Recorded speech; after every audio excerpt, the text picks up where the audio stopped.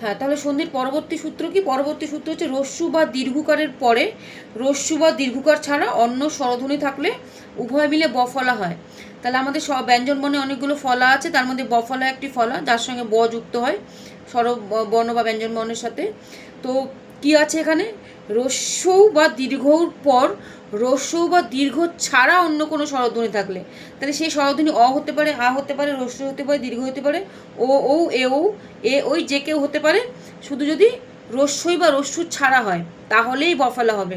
রস্যি বা রস্যু দীর্ঘ থাকলে হবে না। যেমন আমরা যদি কি বলি স্বল্প, স্বল্প বানান কি? শয় ব লয় প, ঠিক আছে? স্বল্প যদি আমরা সন্ধি বিচ্ছেদ করি তাহলে দেখা যায় সু, দন্ত স্বর রস্যু সু যুক্ত অল্প, স্বল্প। এখানে দেখো সুয়ের সঙ্গে কোনো ব নেই বা অল্পের সাথে কোনো ব নেই, তাহলে ব কোথা থেকে আসলো? সন্ধির সূত্র অনুযায়ী ব আসলো। কি সূত্র? রস্যু বা দীর্ঘকারের সাথে শয় রস্যু, এখানে রস্যুকার আছে, যুক্ত অল্প, এখানে অ আছে, স্বরবর্ণ অ আছে, অন্য কোনো স্বরবর্ণ নেই, অন্য কোনো মানে রস্যু বা দীর্ঘ নেই, তাহলে রস্যুর সাথে কি আছে? অ আছে।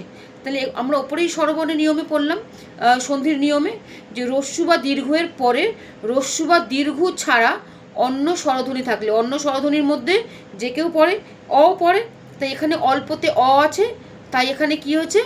স্বল্প হয়েছে, শয় ব লয় প। 2 নম্বর উদাহরণ যদি আমরা দেখি, তন্নি, ত নয় বয় দীর্ঘি তন্নি। তন্নিতে কি হবে? তনু, ত দন্তের নয় রস্যু, তনু।